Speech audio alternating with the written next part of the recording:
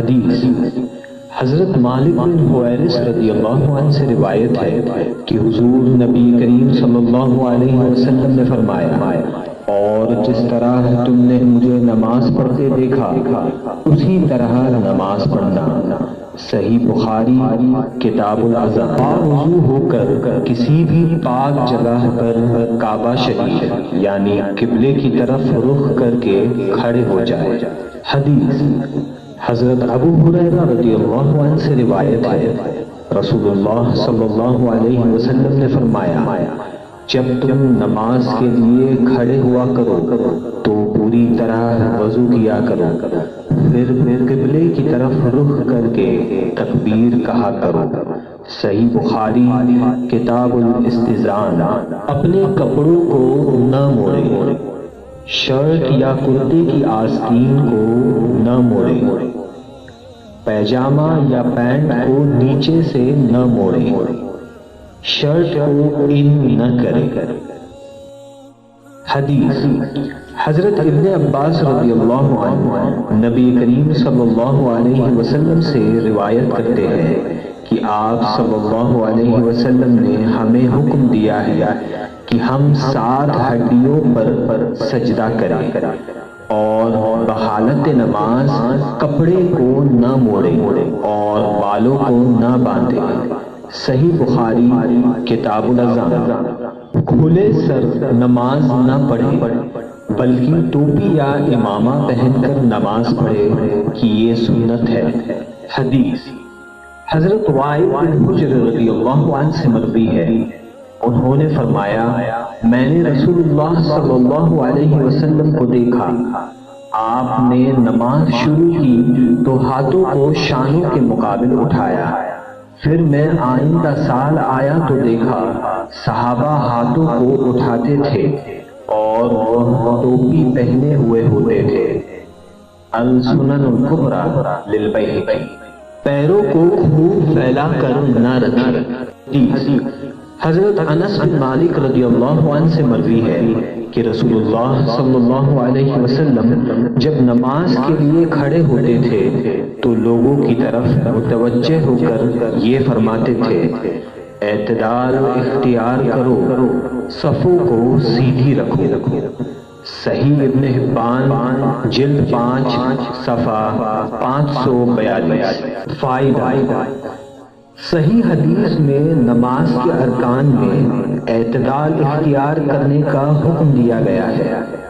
جس طرح رکوع میں اعتدال اختیار کرنے کا مطلب یہ ہے کہ پیٹھ کو خوب نہ جھکایا جائے، نہ اوپر سے اٹھا کر رکھا جائے، اور سجدے میں اعتدال کا مطلب یہ ہے کہ بازوؤں کو کتے کی طرح پھیلا کر زمین پہ نہ بچھایا جائے۔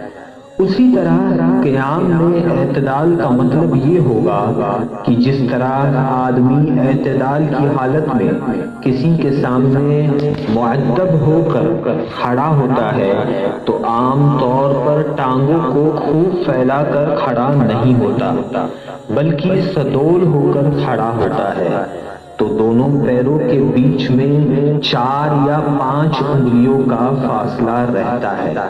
لہذا نماز میں بھی اسی طرح اعتدال کے ساتھ کھڑا ہونا چاہیے۔ دونوں پیروں کے درمیان 4 یا 5 انگلی یا کچھ زیادہ دوری رکھے۔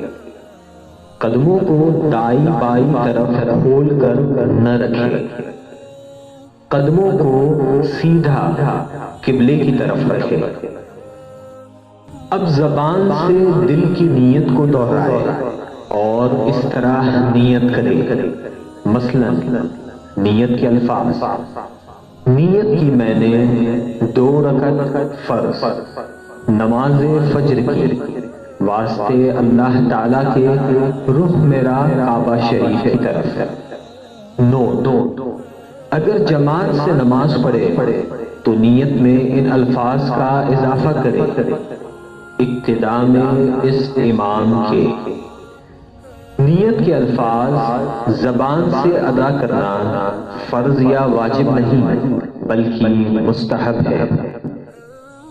حدیث حضرت جابر رضی اللہ عنہ سے نبی کریم صلی اللہ علیہ وسلم نے پوچھا، تم نے حج فرض کرنے کے لیے کیا کہا؟ حضرت جابر رضی اللہ عنہ نے کہا کہ میں نے کہا کہ میں نے یہ الفاظ کہے، اے اللہ، میں نے اسی کا احرام باندھا جس کا تیرے رسول صلی اللہ علیہ وسلم نے احرام باندھا ہے۔ صحیح مسلم۔ امام اعظم ابو حنیفہ، امام مالک، امام احمد بن حنبل اور امام شافعی رضی اللہ عنہما کے نزدیک زبان سے نیت کے الفاظ ادا کرنا افضل و مستحب ہے۔ حوالہ المدونہ جلد 2 صفحہ 286، البیان فی مذہب شافعی جلد 1 صفحہ 101، اسم المطالب جلد 1 صفحہ 141، الشرح الکبیر جلد 1 صفحہ 493۔ اہل حدیث غیر مقلد عالم بن باز نے اپنی کتاب تحفۃ الاخوان جلد 1 صفحہ 263 میں لکھا ہے کہ نیت کا محل دل ہے، لیکن زبان سے نیت کے الفاظ کہنا مستحب ہے۔ اب اللہ اکبر کہتے ہوئے نماز شروع کرے، دونوں ہاتھوں کو اس طرح کاندھوں تک اٹھائے کہ ہتھیلیوں کا رخ قبلے کی طرف ہو، اور دونوں ہاتھ کے انگوٹھے کانوں کی لو کے مقابل ہو، اس طرح کانوں تک اٹھائے۔ حدیث حضرت مالک بن حویرث رضی اللہ عنہ سے مروی ہے کہ رسول اللہ صلی اللہ علیہ وسلم جب اللہ اکبر کہتے تو دونوں ہاتھوں کو کانوں کے مقابل اٹھاتے تھے۔ صحیح مسلم۔ ہاتھوں کی انگلیوں کو اس طرح نہ موڑے، تمام انگلیوں کو اس طرح کھلی ہوئی رکھے، ہتھیلی کو اس طرح کانوں سے لگا کر نہ رکھے، ہتھیلی کا رخ بالکل سامنے یعنی قبلے کی طرف ہو۔ اب دونوں ہاتھوں کو ناف کے نیچے باندھ لے۔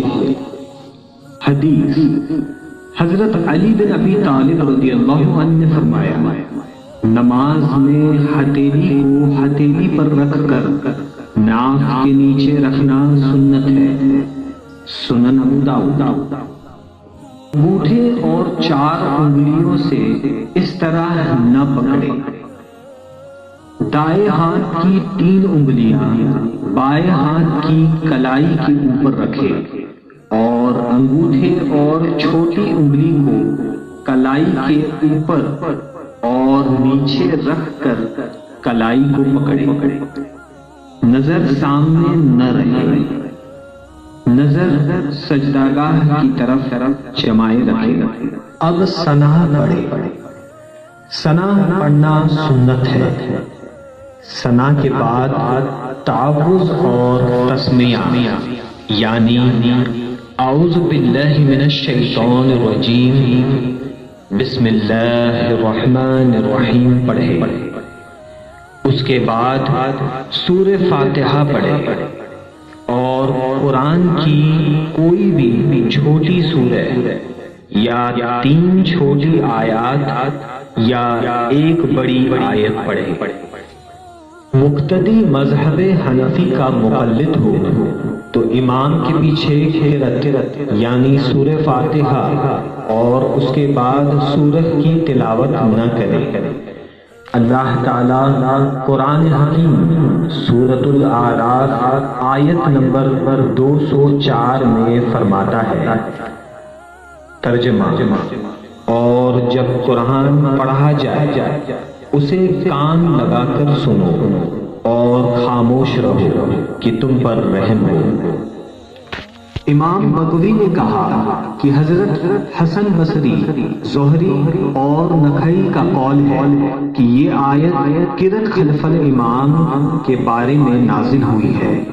تفسیر مظہری جلد 3 صفحہ 448۔ حدیث حضرت جابر رضی اللہ عنہ سے مروی ہے کہ رسول اللہ صلی اللہ علیہ وسلم نے فرمایا، جس کا امام ہو تو امام کی قرات مقتدی کے لیے کافی ہے۔ سنن ابن ماجہ۔ حنفی حضرات امام کے پیچھے سورہ فاتحہ کے بعد آمین بلند آواز سے نہ کہے کہ آہستہ آمین کہنا افضل ہے، آمین آہستہ کہے۔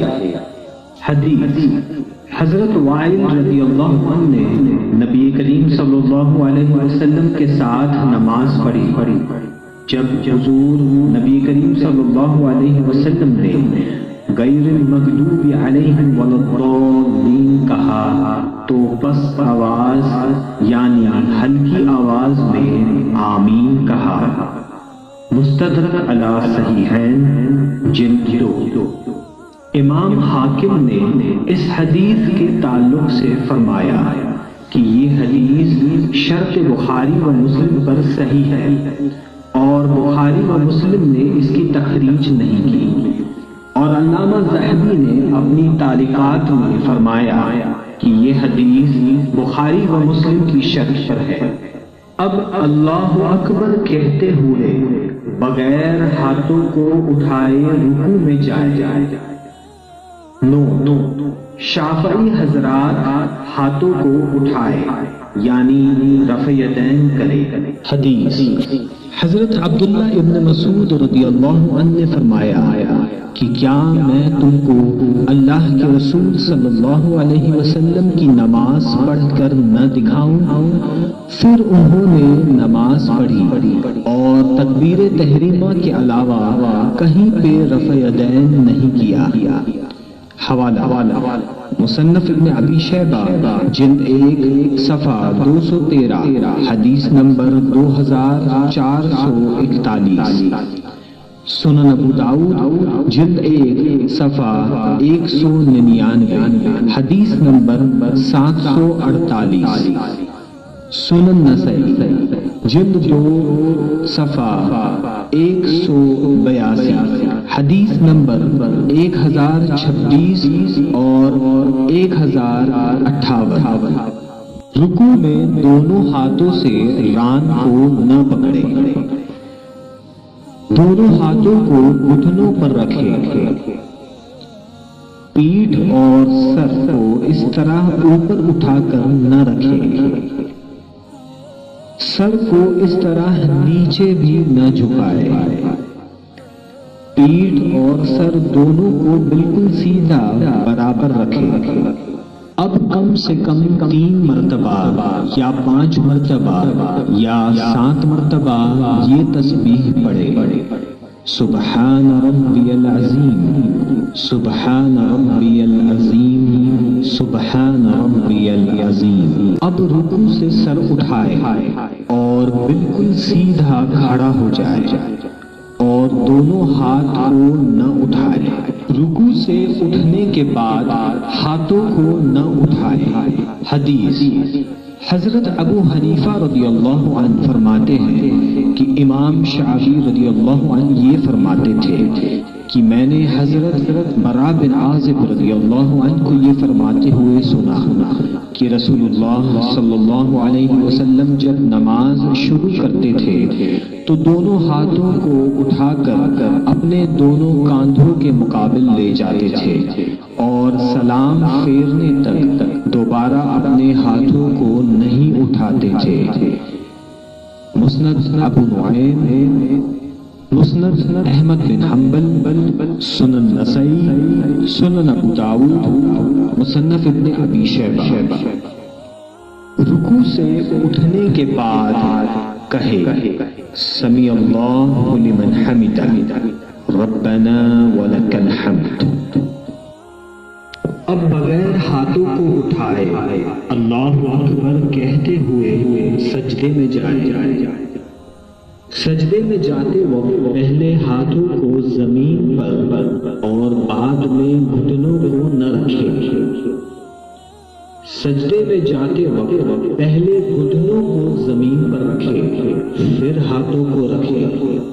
حدیث حضرت عاصم بن کلیب کے والد سے روایت ہے کہ حضرت وائل بن حجر رضی اللہ عنہ نے فرمایا کہ میں نے رسول اللہ صلی اللہ علیہ وسلم کو دیکھا جب سجدہ کرتے تو اپنے گھٹنوں کو ہاتھوں سے پہلے رکھتے اور جب اٹھتے تو ہاتھوں کو گھٹنوں سے پہلے اٹھا لیتے۔ سنن ابو داؤد۔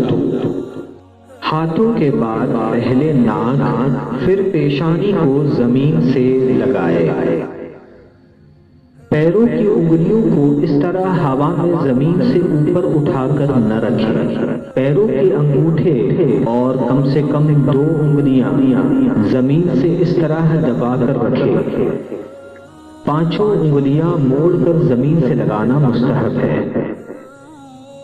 دونوں ہاتھوں کو اس طرح سمٹ کر جسم سے ملا کر نہ رکھیں اور نہ کانوں یا کاندھوں سے زیادہ نیچے رکھیں۔ دونوں ہاتھوں کو کاندھوں یا کانوں کے برابر رکھیں۔ دونوں پیروں کو جسم کے ساتھ اس طرح سمیٹ کے نہ رکھیں۔ دونوں پیروں کو اس طرح اٹھا کر رکھیں۔ اب کم سے کم 3 مرتبہ یا 5 یا 7 مرتبہ یہ تسبیح پڑھے۔ سبحان ربی الاعلی، سبحان ربی الاعلی، سبحان ربی الاعلی۔ اب سجدے سے سر اٹھائے، پہلے پیشانی کو اٹھائے پھر ناک کو اور دونوں ہاتھوں کی ہتھیلیوں کو اپنی رانوں پر رکھے اور کم سے کم 1 تسبیح کی مقدار بیٹھے رہے۔ پیروں کے دونوں پنجوں کو اٹھا کر اس طرح نہ رکھیں۔ دونوں پیروں کے پنجوں کو ایک دوسرے کے اوپر بھی نہ رکھیں۔ دائیں پیر کے پنجے کو اٹھا کر دائیں سورین کے نیچے رکھیں اور بائیں پیر کو بچھا کر بائیں سورین کے نیچے اس طرح رکھیں۔ دائیں پیر کی انگلیوں کو اس طرح الٹا دبا کر نہ رکھیں۔ کم سے کم 3 انگلی انگوٹھے سمیت اس طرح موڑ کر رکھیں۔ اب پھر سے سجدے میں جائیں اور کم سے کم 3 مرتبہ یا 5 یا 7 مرتبہ یہ تسبیح پڑھے۔ سبحان ربی الاعلی، سبحان ربی الاعلی، سبحان ربی الاعلی۔